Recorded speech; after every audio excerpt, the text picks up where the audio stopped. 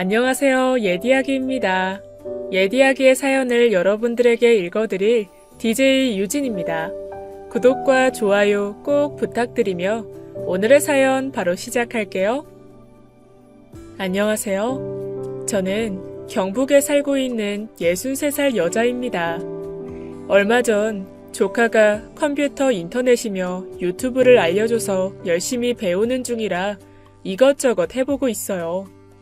요새 나이 60이면 외부 활동도 많아서 젊은 사람들 못지않게 컴퓨터를 잘 다룰 텐데 저는 이런 쪽으로는 굉장히 문외한이라 걸음마 하듯 차근차근 익혀나가고 있어요. 제 이야기를 잠깐 하자면 저는 경북에서 태어나고 자라다가 고등학교 졸업 후엔 이렇다 할 사회생활 없이 집안 살림을 배웠습니다. 그러다 친척 어른의 소개로 서울 남자를 만나 시집을 가게 되었어요. 괜찮은 남자라는 말만 믿고 만난 지 석 달 만에 혼인을 치렀는데 물론 급하게 한 결혼이라고 모두 실패하는 건 아니겠지만 제 결혼 생활은 시작부터 어긋났습니다. 겉보기에 아주 멀쩡했던 남편은 가만 보니 여자며 도박이며 술버릇까지 나쁜 짓에는 전부 홀린 듯이 끌려다니는 사람이었어요. 결혼 초에는 어린 마음에 저를 두고 밖으로만 도는 남편 때문에 어찌나 울었는지 모릅니다. 하지만 남편의 허물도 못 덮어주는 여자라는 이야기를 들을까봐 누구에게도 쉽사리 말할 수가 없었죠. 나중에 세월이 지나서 가끔 올케 언니에게 투정 부리듯 얘기를 했던 게 전부였어요. 요새는 참고 사는 게 능사가 아니라고 하던데 그 시절에는 이혼이 쉬운 일이 아니었거든요. 하지만 제가 이혼하지 않고 살았던 데에는 세월 탓만 있었던 건 아닙니다. 남들이 들으면 개도 웃고 간다고 할 말이지만 저희 집이 종갓집이기 때문이었어요. 생각해보면 터무니없는 이야기 같지만 워낙 어릴 때부터 종갓집 자식으로 어찌저찌 살아야 한다는 교육을 받았던 터라 그게 저한테는 법보다 더욱 대단한 일이었거든요. 40년 가까이 내 가슴에 못을 박으며 견디다 3년 전 어머니가 돌아가신 후에는 도저히 안 되겠다 싶어 남편과 갈라서게 되었습니다. 하지만 막상 이혼하고도 갈 곳도 없고 할 수 있는 것도 없더군요. 내 손으로 바깥일 한번 해본 적이 없다 보니 결국에는 제가 돌아올 곳은 고향집밖에 없었어요. 물론 그것도 쉬운 일은 아니었습니다. 집안 어른들은 전부 돌아가셨지만 종갓집 장손이던 큰오빠가 떡하니 버티고 있어서 이혼했다는 이야기는 입 밖으로 꺼내지도 못하고 몸이 좋지 않아서 며칠만 쉬어가겠다고 엉덩이를 들이밀었어요. 큰오빠는 워낙 고지식하고 보수적인 양반이라 제가 감히 이혼했을 거라고는 상상을 못했는지 제 말을 고지고대로 믿어주더군요.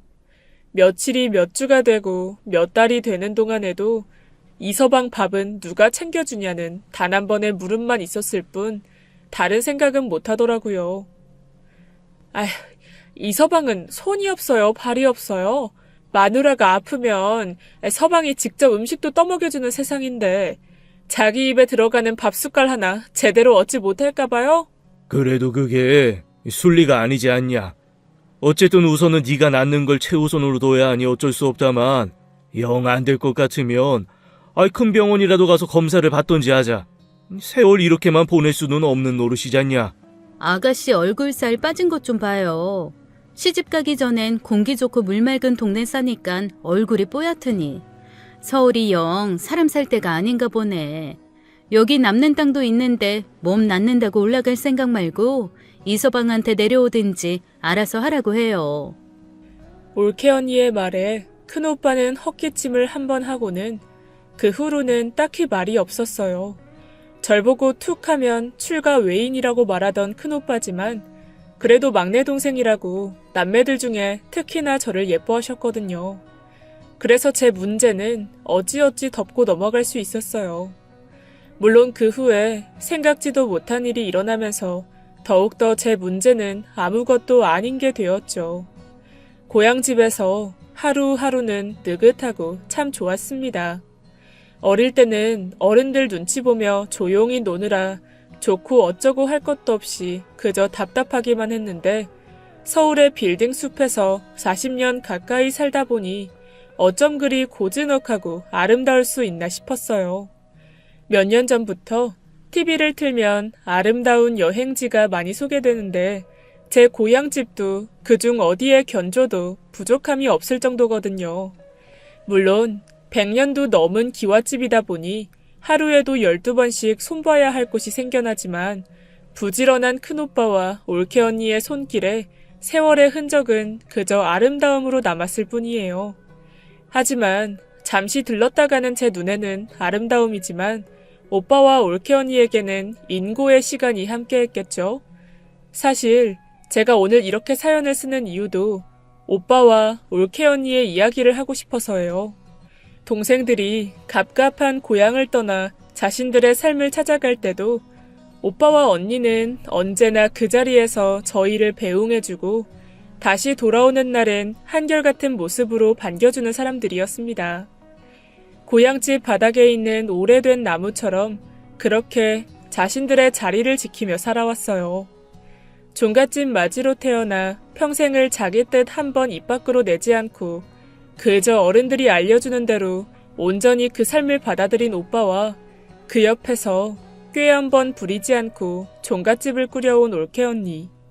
오빠와 올케 언니에게 선택권이 있었다면 둘은 이 삶을 선택했을까요?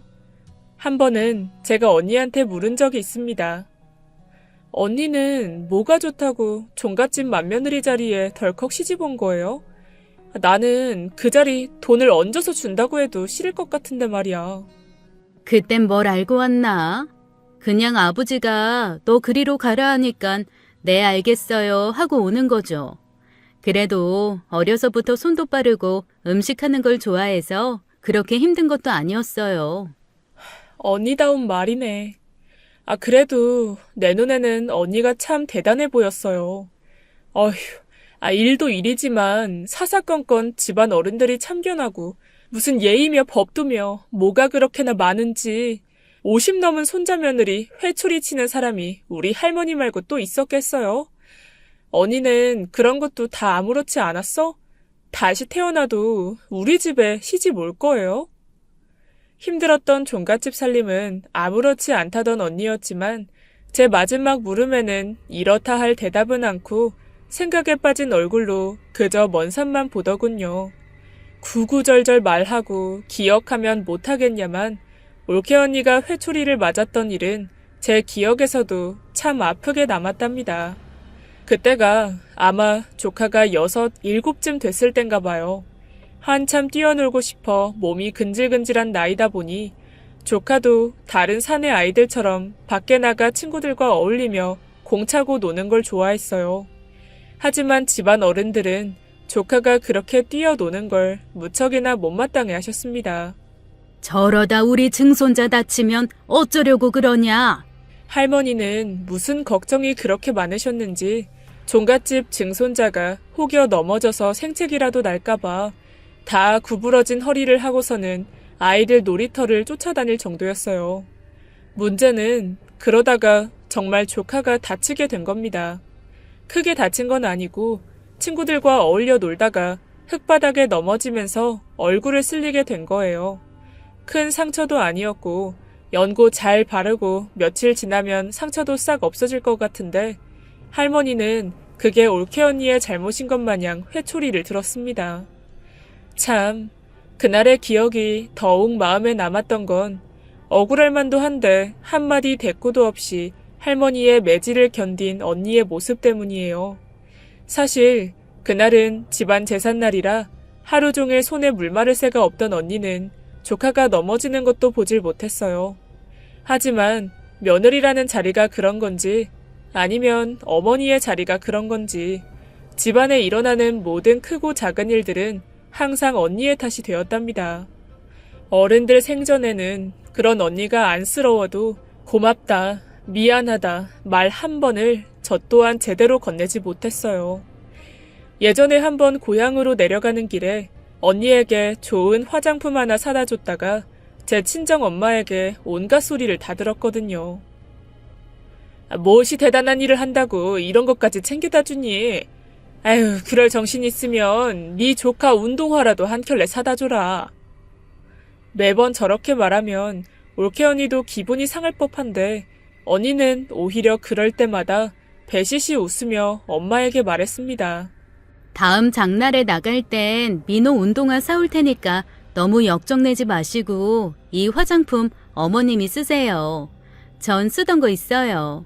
올케 언니는 눈치 없는 오빠와는 달리 가족들을 한 명 한 명 마음을 전부 돌보며 참 살뜰히 보살펴준 것 같아요. 제가 이혼하고 내려왔을 때도 무슨 눈치를 챈 건지 하루는 마당에 앉아 옥수수를 먹다가 하늘에 뜬 초승달을 보며 이런 말을 하더군요. 달도 차는 날이 있으면 기우는 날이 있죠. 그래도 달은 여전히 달이지. 보름달이면 달이고 초승달이면 달이 아닌가? 가족도 그런 것 같아요. 달이 차든 기울든 가족은 가족이야. 그날은 언니의 뜬모를 중얼거림에 오빠와 저 그리고 조카 녀석도 모두 고개를 갸우뚱거릴 뿐이었어요. 하지만 얼마 지나지 않아 제 속을 올케 언니가 꿰뚫고 있다는 걸 알게 되었습니다. 평생 이혼이며 뭐 그런 걸 상상도 못했을 양반이 텔레비전 드라마에서 남봉꾼 남자를 보며 스치는 말처럼 이렇게 말했거든요. 남자가 저러면 갈라서는 게 낫지. 저걸 다 참으면서 살면 뭐해? 요새는 무조건 참는 것도 멍청한 짓이야. 딱 때가 왔을 때 이혼하는 것도 현명한 일이지 않아요? 제가 살면서 투정 부리듯 했던 몇 마디를 기억했다가 제 상황을 읽어낸 것 같았어요. 하지만 속 깊은 언니는 저에게 직접적으로 무슨 일이냐, 왜 그러냐 라는 말은 일절 묻지 않았어요. 그 마음이 고마워 저는 더더욱 올케 언니를 따르게 되었습니다. 그런데 앞서 얘기했듯 얼마 뒤 일어난 일로 인해서 가족 모두에게 위기가 닥치게 되었어요. 그 일을 처음 눈치챈 건 고향으로 내려오고 한 달가량 지난 어느 저녁이었습니다. 지금은 대학을 다니는 조카가 그 당시는 고등학생이었는데 그러다 보니 매일 야간 자율학습으로 집에 오는 시간이 늦어지는 거예요. 버스를 내려 들어오는 길이 시골길이어서 큰 오빠 내외는 특별한 일이 아니면 항상 정류장까지 조카를 데리러 갔었답니다. 중학교 때는 근처 친구들이 조카와 같은 학교를 다녀서 다 같이 봉고차 하나로 통학을 했기에 집 앞에서 바로 내렸지만 고등학교를 가면서는 뿔뿔이 흩어져 따로 버스를 탈 수밖에 없었어요. 오빠는 고등학생이나 됐으면 혼자서 다니는 게 맞다고 했지만 올케 언니의 생각은 달랐습니다. 언니의 걱정이 유별나다 싶기도 했지만 또 돌이켜보면 제가 자랄 때도 저희 집이 동네와 거리가 좀 있어서 밤에는 유독 무서웠던 기억이 나는 것이 언니를 이해할 수 있었어요. 그래서 매번 오빠와 언니가 조카의 하굣길에 투닥거리는 걸 막기 위해서 제가 내려가고는 언니와 저 둘이서 나간 적도 많았습니다. 그런데 그날은 날도 좋고 해서 모처럼 셋이 함께 조카를 데리러 나갔어요. 민호 올 시간 다 되지 않았어? 아유, 얼른 나서자. 웬일로? 당신도 나가려고요? 저녁 먹은 게 소화도 안 되고 해서 산책 좀 가려는 거야. 평소라면 뚱하게 텔레비전 채널이나 돌리고 있을 오빠가 먼저 나서서 가자고 하더군요. 참 별일이다 싶었습니다. 모처럼 셋이 하는 밤 산책이니 이런저런 이야기를 나누며 버스 정류장으로 갔어요. 그런데 조카가 타고 왔어야 할 버스가 도착했는데 아니 글쎄 조카가 없는 거예요. 보통 늦을 일도 잘 없지만 혹시나 늦을 때는 잊지 않고 연락을 주던 아이라 오빠 내외는 물론이고 저 또한 무척 걱정이 되더군요. 특히나 올케의 표정이 무척 안 좋아서 지켜보는 입장에서 같이 겁을 먹을 정도였어요. 그래도 이유도 모른 채 걱정만 붙들고 있으면 안 된다는 생각에 조카에게 전화를 걸었습니다. 일단 민호한테 전화 한번 해볼게요. 학교 수업 늦어졌을지도 모르니까요. 잠깐 있어봐요. 하지만 조카는 전화를 받지 않았어요. 급한 마음에 학교에도 전화를 했지만 연결이 되지 않았습니다. 오빠와 올케 언니, 그리고 저, 셋 다 초조한 마음을 어찌할 바 몰랐지만 우선은 다음 버스가 도착하길 기다려보기로 했어요. 시간당 한 대 있는 버스라 1시간을 기다려야 하는데 참 막막하더라고요. 하지만 의외로 오빠와 언니가 다투는 바람에 시간은 빨리 지나갔습니다. 언니가 워낙 초조해하자 오빠가 가만히 좀 있으라고 큰 소리를 낸 게 불씨가 되었고 그 바람에 언니도 평소답지 않게 눈물바람까지 일으키며 말다툼이 번져갔어요. 아니, 내가 무슨 말을 했다고 그렇게까지 말하는 거야? 민호한테도 무슨 사정이라는 게 생겼을지 모르는 건데 당신이 너무 걱정하니까 일단 기다려보자고 한 거 아니야?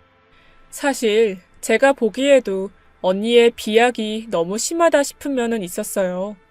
가족들 모두 종갓집 종손이라고 민호를 더욱 챙긴 부분은 있었지만 그게 가족 간의 사랑이 없다고 할 부분은 아니잖아요.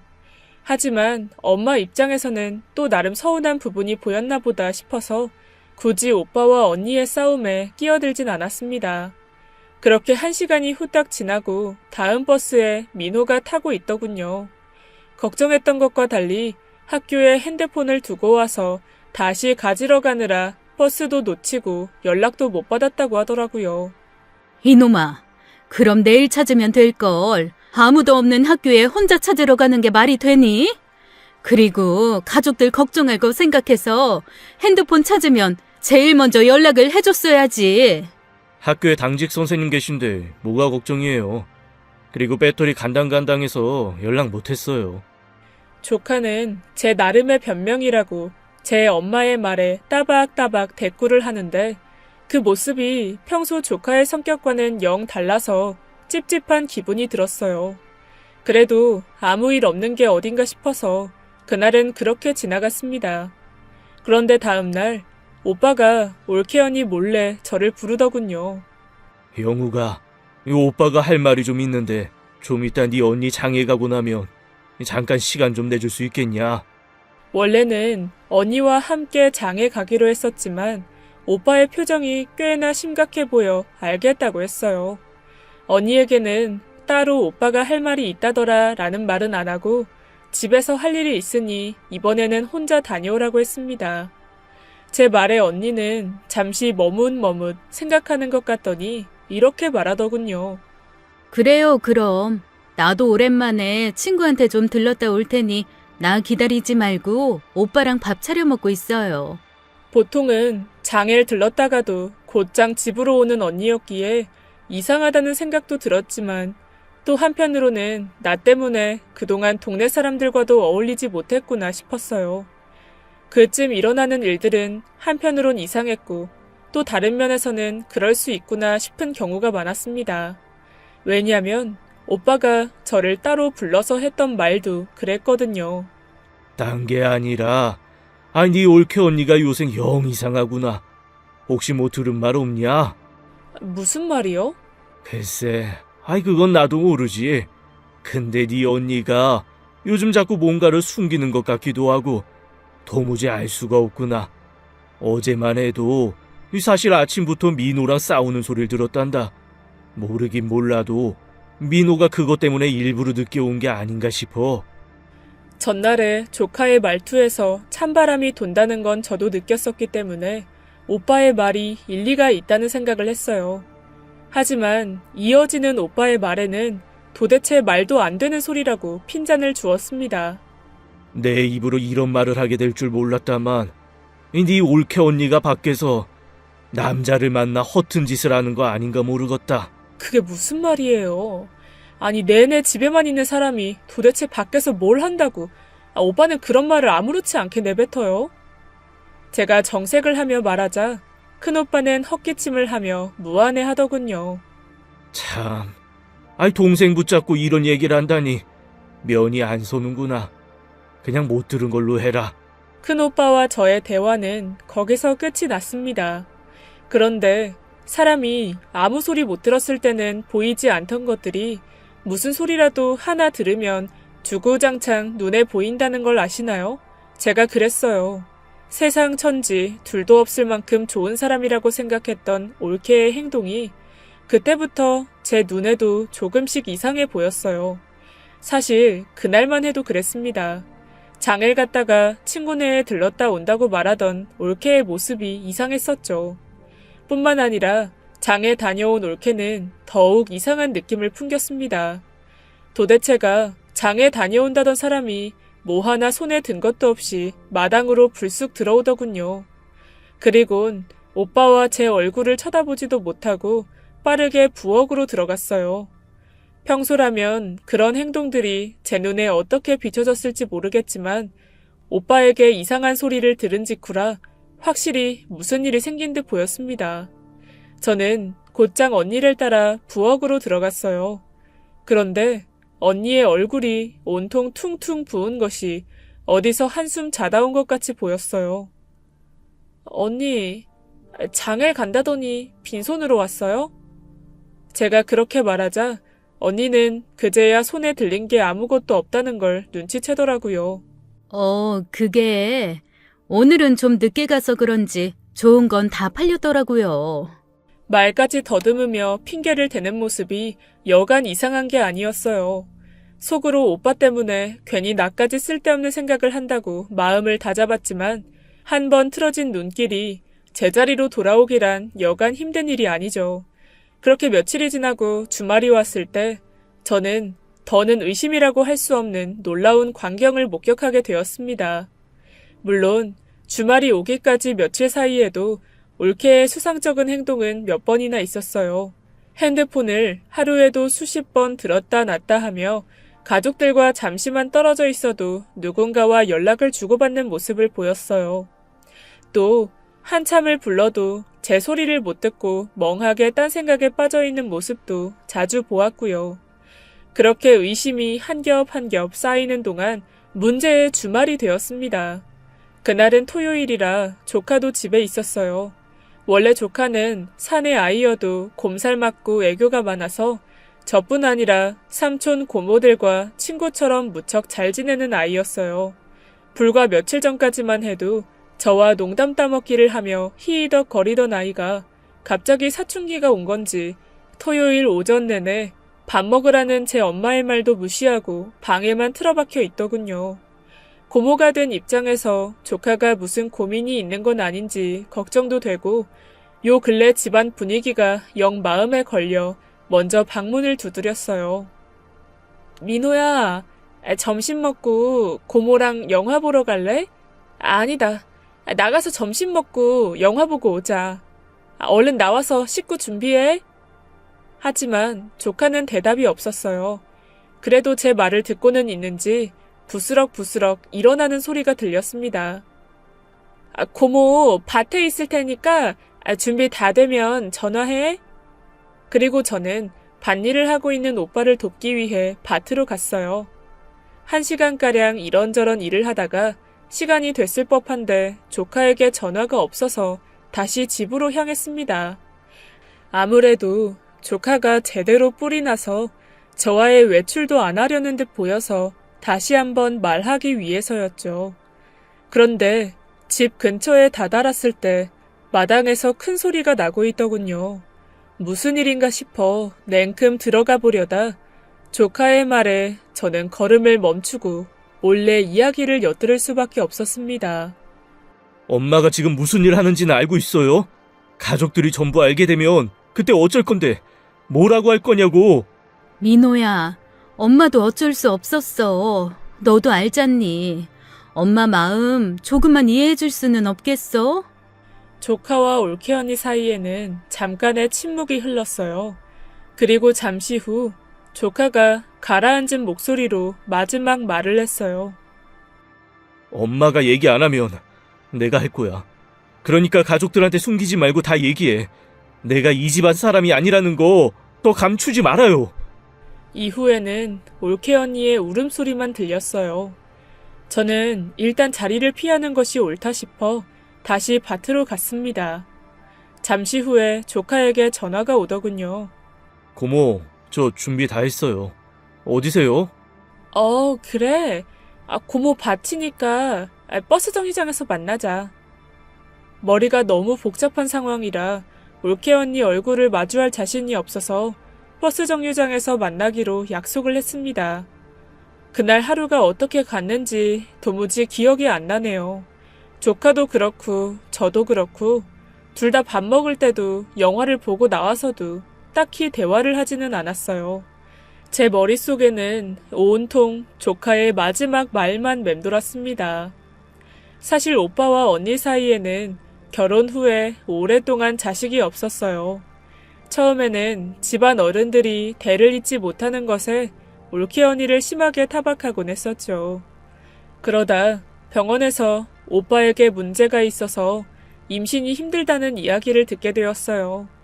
올케 언니에게 문제가 있었다면 후첩이라도 드렸을 어른들이지만 오빠에게 문제가 있다니 이러지도 저러지도 못하고 세월이 흘러갔죠. 그 사이에 입양 이야기도 나왔지만 남의 씨를 갖다가 대를 잇게 한다는 건 말도 안 되는 소리라며 난리가 났고 가족들 사이에서는 둘째 오빠의 큰아들이 장손 노릇을 해야 한다는 게 거의 기정사실이 되었답니다. 그러다 큰오빠와 올케 언니에게 조카가 들어선 거예요. 두 내외에겐 대를 잇는 문제도 문제지만 자식이 없다 보니 그게 참 쓸쓸했나 봐요. 모르긴 몰라도 오빠와 올케 언니가 병원도 꾸준히 다니며 노력을 했던 것 같습니다. 하늘도 그런 마음을 충분히 살펴보셨는지 올케는 40이 훌쩍 넘은 늦은 나이에 조카를 임신하게 된 거죠. 그때 가족들 모두가 얼마나 기뻐했는지 몰라요. 사실 그렇게 귀하게 태어난 아이다 보니 앞서 얘기했듯 제 할머니, 그러니까 조카의 증조 할머니까지 툭하면 손자 며느리인 올케 언니의 종아리를 칠 정도로 조카를 아꼈어요. 그런데 그렇게 종갓집의 귀한 아이가 이 집안의 자손이 아니라니요. 물론 저에게는 종갓집 대를 잇고 그런 게 중요한 건 아니었습니다. 단지 이 모든 일이 오빠가 우려하던 일과 맞닿아 있는 건 아닐지 그게 걱정이었어요. 심지어 제가 어떤 상상까지 했는 줄 아세요? 올케 언니가 밖에서 임신하고 와서 조카를 낳은 건 아닌가 하는 생각도 했답니다. 무심결에 그냥 떠오른 생각은 아니었고 조카가 자랄 때 길쭉길쭉한 가족들과는 달리 동글동글한 외모가 영 닮지 않아서 농담 삼아서도 주워왔니 어쨌니 소리를 했거든요. 거기다 올케 언니가 큰오빠와 결혼하기 전에 서글서글한 얼굴로 동네에서 꽤 인기가 있었다는 이야기도 생각이 났습니다. 그중 한 남자는 소문에 의하면 올케를 못 잊고 결혼도 안 하고 혼자 살다 저 멀리 외지로 나갔다는 이야기도 있었어요. 이런 이야기를 나눌 당시만 해도 올케 언니 인기가 좋았나 보다 하면서 우리끼리 재밌자고 하는 이야기였죠. 그런데 이런 모든 것들이 하나, 둘, 아귀가 맞는다고 할까요? 결국 제가 내린 결론은 조카 아이의 친아빠가 다시 나타나 올케 언니의 마음을 흔들고 있다는 거였습니다. 그리고 이 사실을 조카가 전부 알게 되며 두 모자 사이가 틀어진 것이고요. 믿었던 언니였던 만큼 배신감이 컸어요. 거기다 남편의 불륜으로 이혼까지 한 제 처지와 맞닿아 있으니 언니에 대한 모난 감정을 걷잡을 수가 없었어요. 결국 저는 오빠한테 이 사실을 털어놓았어요. 역시 네 올케 언니가 바람이 난 거였구나. 이제 뭘 어떻게 해야 하는지 도무지 모르겠다. 뭘 어떡하긴 어떡해요. 이런 건 증거를 확실히 잡아야죠.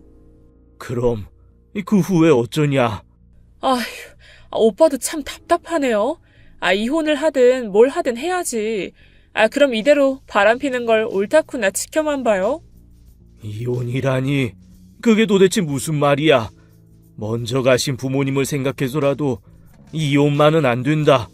참 답답한 소리 하네요. 그럼 마음 떠난 사람 껍데기만 붙잡고 남은 세월을 그냥저냥 살 거예요?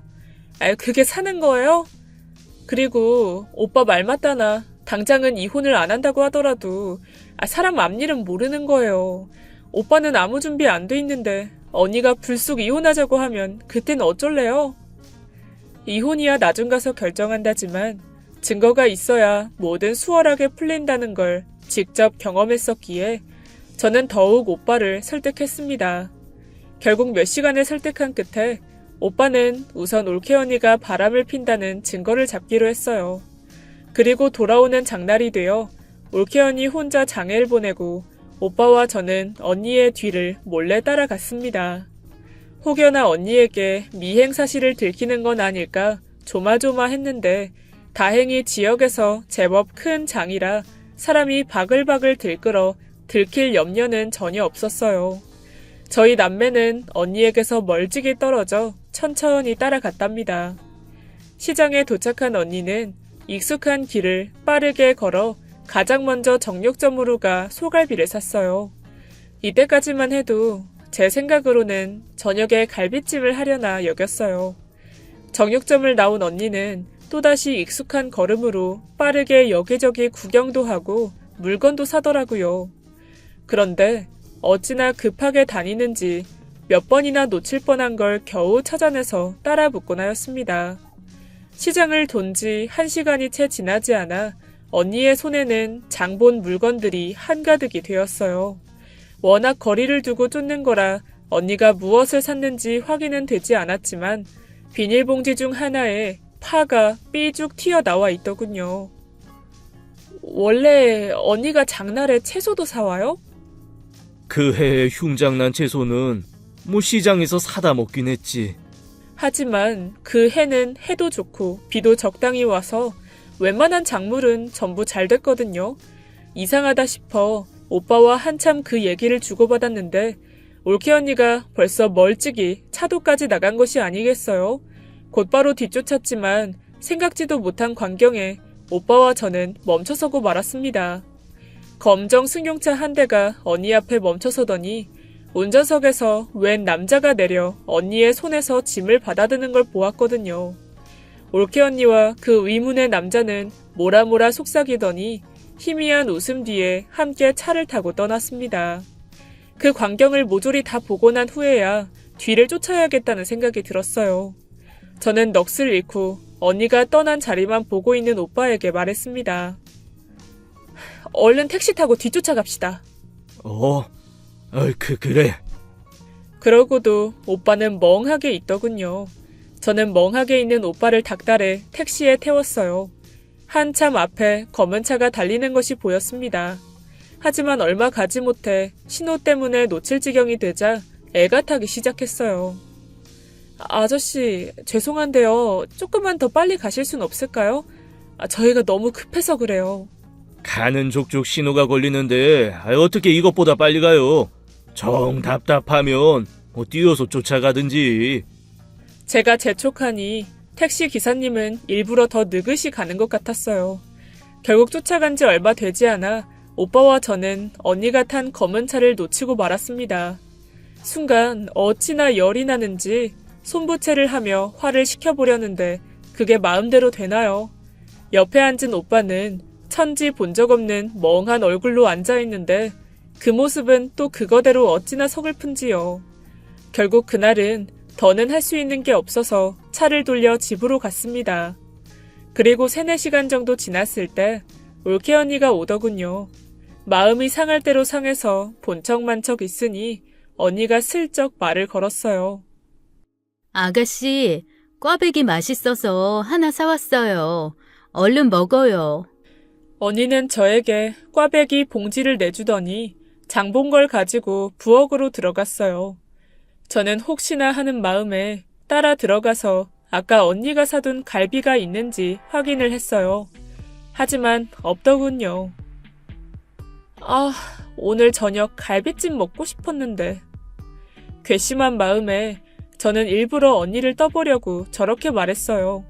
언니의 낯빛이 순식간에 하얗게 질리는 게 보였습니다. 하지만 언니는 이내 침착하게 말하더군요. 내일 나가서 갈비찜거리 사올게요.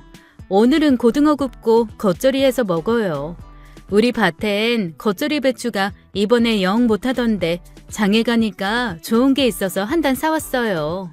참 뻔뻔하단 생각에 당장이라도 따지고 들고 싶었지만 우선은 증거를 잡는 게 먼저다 보니 저는 새초롬한 얼굴만 하고 있을 뿐 따로 뭐라 하지는 않았어요. 다음 날이 되어 언니는 저와의 약속을 지키기 위해서 갈비찜 재료를 사러 나갔습니다. 물론 저도 올케 언니 몰래 뒤를 따라갔어요. 하지만 그날은 별일 없이 찬거리만 사서 바로 집으로 가더군요. 그렇게 또 며칠은 언니의 외출이 잠잠한 듯 보였습니다. 뭐가 어떻게 돌아가는지 이러다 증거도 하나 못 잡겠다 싶어서 조바심이 살짝 오르더군요. 그런데 그쯤 결정적인 기회가 찾아왔습니다. 보통은 제가 오빠를 도와 밭일을 하느라 낮에는 대부분 밭에 나가 있었어요. 그런데 그날은 먹은 게 탈이 났는지 뱃속이 아주 요란을 떨어서 일하는 중에 집에 잠시 들렸습니다. 급하게 화장실로 들어갔는데 화장실 외벽 쪽에서 올케 언니가 누군가와 통화하는 소리가 들리더군요. 네, 알겠어요. 11시까지 로얄 호텔이요. 아니에요. 그리로 바로 갈게요. 저는 가만히 통화를 엿듣고 있다가 언니의 발소리가 멀어지는 것까지 확인한 후에야 화장실에서 조용히 나왔습니다. 그날 저녁 오빠에게 다시 한번 언니의 뒤를 쫓아야 한다고 얘기했어요. 내일 언니가 그 남자를 만날 것 같아요. 이번에는 장소랑 시간도 알고 있으니까 놓칠 일도 없어요. 오빠의 표정은 무척 어두웠지만 어쩔 수 없는 일이라고 생각했는지 고개를 끄덕였어요. 다음 날이 되어 올케 언니는 오빠와 저에게 뻔히 보이는 거짓말을 하더군요. 15년 넘게 연락 못하고 지낸 친구가 있어요. 오늘 만나기로 했는데 아가씨가 오빠 점심 좀 차려줘요. 우리가 알아서 할 테니까 언니는 저희 신경 쓰지 말고 친구 만나러 다녀와요. 제 나름으론 평소처럼 말한다고 애를 썼지만 아무래도 날카로운 말투였겠죠. 그래서인지 올케 언니는 바로 나가지 않고 한참을 오빠와 저를 번갈아 보다가 마지못해 집을 나서더군요. 속으로 또다시 열불이 오르는 걸 겨우 누르고 언니를 뒤따라 재빨리 로얄 호텔로 갔습니다. 혹여 우리가 도착하기 전에 남자와 함께 방으로 올라가 버리면 또 다시 놓칠 테니 마음이 급했죠. 다행히 호텔에 도착하니 로비 소파에 올케 언니와 남자가 앉아있더군요. 그런데 둘이 무슨 이야기를 한 건지 올케 언니가 훌쩍이며 눈물을 닦는 게 보이지 않겠어요? 남자는 다정하게 손수건을 건네더군요. 이 모습에 오빠가 앞뒤 재지 않고 뛰어드는 걸 말리느라 혼이 났습니다. 저놈이... 오빠, 좀 참아요. 지금 뛰어나가서 무슨 이야기를 하려고요. 조금만 더 기다려요. 제가 이렇게 오빠를 말리는 동안 올케 언니와 남자는 자리에서 일어나 엘리베이터 쪽으로 이동을 하였어요. 제 생각에 둘이 이제 방으로 가려나 보다 했는데 그게 아니라 엘리베이터를 지나서 있는 커피숍으로 향하는 것이 아니겠어요? 유리문 밖에서 올케 언니와 그 남자가 자리 잡기를 기다리는데 웬걸요? 두 사람이 앉은 자리에는 먼저 자리를 잡고 기다리던 고등학생으로 보이는 남자의 하나가 있는 게 아니겠습니까? 짐작에는 불륜남의 아들과 인사를 하는 자리가 아닌가 싶었어요. 그런데 또 가만 보면 고등학생 아이와 남자의 얼굴이 영 다르게 생겨서 뭐가 뭔지 헷갈리더라고요. 오빠와 저는 어떻게 돌아가는 일인가 싶어 최대한 가까운 자리에 몰래 자리를 잡고 앉았습니다. 세 사람의 대화를 엿들을 심산이었죠. 하지만 거리가 있다 보니 대화가 전부 들리는 건 아니고 집중해서 들어야 몇 가지 단어만 들을 수 있는 정도였어요. 도대체 뭐라는 건지 전혀 모르겠구나. 그냥 나서서 부딪혀야겠어. 오빠는 답답한 마음에 당장이라도 그 테이블로 갈 기세였습니다. 저는 조금만 더 참자고 오빠를 달랬어요. 그런데 그때 기겁할 소리가 아주 똑똑히 들려왔습니다. 엄마라고 불러도 돼. 올케 언니가 남자와 함께 있는 학생에게 한 말이었어요. 남자의 아들과 만나는 자리라는 게 확실해지자 오빠는 제가 붙잡을 새도 없이 올케가 있는 테이블을 향해 뛰어갔습니다. 당신이 이게 뭐 하는 짓이야? 우리 민호 보기 부끄럽지도 않아? 여보, 그게 아니에요. 당신이 무슨 생각하는지 알겠는데 절대로 오해하지 마세요. 오해는 무슨 오해라는 거야? 당신이 지금 눈앞에서 하는 짓이 있는데 그게 어떻게 오해라는 거냐고? 이때쯤엔 저도 오빠의 옆에 서서 편을 들기 시작했어요. 나는 한평생 언니가 우리 가족이라고만 생각했어요. 근데 뒤에서 이런 짓을 하고 다녀요? 무슨 오해가 있으신 것 같은데 차분히 앉아서 얘기를 좀 하는 게 어떨까요? 갑작스런 우리 남매의 등장에 언니와 마주보고 앉은 남자가 적잖이 당황하며 그 상황을 중재하려고 하더군요. 그 순간 평생 주먹질이라곤 해본 적 없는 오빠가 폭발해 남자의 얼굴을 주먹으로 치고 말았습니다. 오해 같은 소리를 하고 있네. 우당탕 소리와 함께 카페 안은 순식간에 소란스러워졌어요. 다행히 남자는 넘어지긴 했지만 다친 데는 없는지 자리에서 일어나 다시 한번 오빠와 저를 설득하려고 하더군요. 제발 한 번만 들어주세요. 여보, 아가씨, 부탁이에요. 이게 무슨 일이에요? 아빠랑 고모도 이제 아는 거예요? 이건 또 무슨 일인지 이번엔 조카가 그 커피숍에 나타난 게 아니겠습니까? 분명 아침에 학교 간다고 나간 놈이 교복 차림으로 어떻게 알고 그 자리에 온 거예요. 갑작스런 민호의 등장에 오빠와 제 기세는 한풀 꺾였습니다. 너는 학교에서 공부할 시간에 여긴 왜 온 거냐? 그리고 이 아버지가 뭘 모르기에 이제 아냐고 소리를 하는 거야? 조카는 대답 대신에 인상을 찌푸리며 자리에 앉았어요.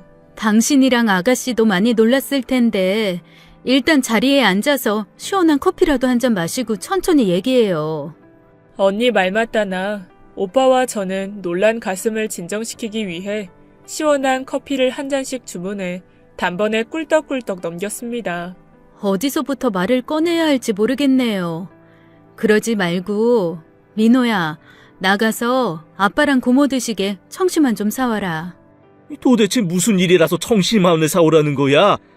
답답하니까 그냥 말해. 그게... 그냥 제가 얘기할게요.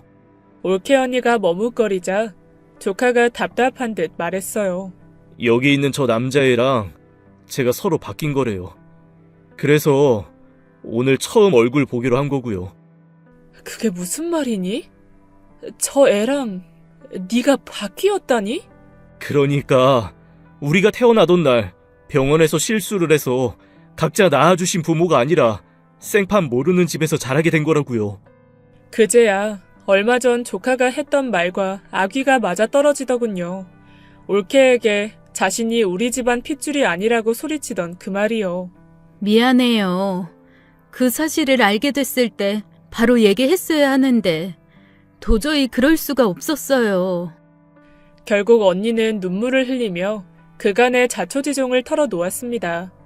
언니는 제가 내려오기 얼마 전 바뀐 아이의 아버지로부터 연락을 받았다고 해요. 하지만 오빠에게는 차마 말할 수가 없었다고 합니다. 당신이 종갓집 맞이로 핏줄을 얼마나 중요하게 여기는지 알고 있어서 차마 내 입으로 우리 민호가 이 집 핏줄이 아니라는 걸 말할 수가 없었어요. 하지만 여차저차 남자의 사정을 듣고 우선 남자를 먼저 만나보기로 했대요. 그날이 언니가 혼자 장엘 갔다가 빈손으로 돌아온 날인가 보더군요. 죄송합니다. 민우 집안에 분란을 일으키려 한 건 절대 아니에요. 아마 아내가 아프지 않았다면 끝까지 비밀로 안고 갔을지도 모르겠네요. 그런데 아내가 아프게 되면서 혹시나 마지막이 될지도 몰라 민호를 만나게 해주고 싶었습니다. 남자의 말은 이랬습니다. 몇 년 전 우연한 일로 아이가 바뀌게 된 걸 알았다고 해요. 남자의 가족은 혼란스러웠지만 낳은 정보다는 기른 정이라고 결국엔 극복하고 다시 예전처럼 지낼 수 있게 되었다고 합니다. 그런데 작년부터 아내가 아프기 시작하면서 그 집 아들이 먼저 제안을 했다고 해요. 만약 엄마가 이대로 떠나게 된다면 그 애를 보고 싶어 하지 않을까요? 처음엔 성진이가 그런 말을 할 때도 쓸데없는 소리라고 화를 냈어요. 그런데 아내의 상태가 점점 안 좋아지는 걸 보면서 혹여나 아쉬움이 남지는 않을까 바꿔 생각하게 되더군요. 그래서 신뢰를 무릅쓰고 연락하게 되었습니다. 이제 와서 뭘 어쩌자는 건 아니었어요. 이렇게 말하면 너무 가볍게 느껴질 수 있겠지만 이것도 인연이라면 서로 왕래하며 지낼 수 있지 않을까 욕심을 낸 거예요. 그 후 언니는 오빠와 제가 미행했던 날 남자의 집에 가서 아픈 아내를 만나고 갈비찜을 해주고 돌아왔다고 해요. 그리고 오늘 성진이를 직접 만나기로 한 거였죠. 자초지종을 들은 오빠는 가타부타 말이 없었습니다. 그날의 기이한 만남은 우선은 그렇게 끝이 났어요. 너무나 큰일이다 보니 다들 조심스러웠던 거죠. 오빠는 집에 와서도 아무 말이 없었습니다. 저 또한 언니를 의심한 것이 미안해 죄 지은 사람처럼 방에만 처박혀 있었어요. 언니에게 너무 미안한 마음에 빠른 시일 내로 집을 나가야겠다고 생각했는데 올케 언니가 방문을 두들기더군요. 아가씨, 나랑 밤 산책 안 갈래요?